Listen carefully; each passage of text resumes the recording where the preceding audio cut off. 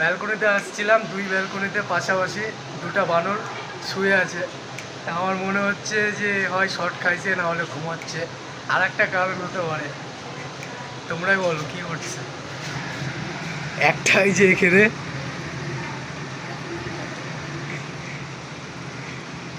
মাল চোখে দেখ না ঘুম নিয়ে, আর এই যে একটা এখানে দাঁতগিরি।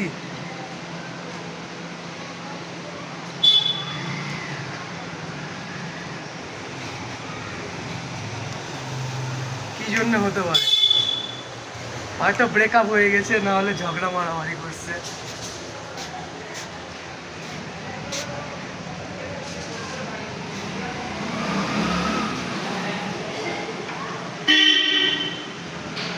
গরমের দিন তো সানে ঠান্ডা পাইছে, ওই জন্য মনে হয় ঘুমাচ্ছে শুয়ে থেকে।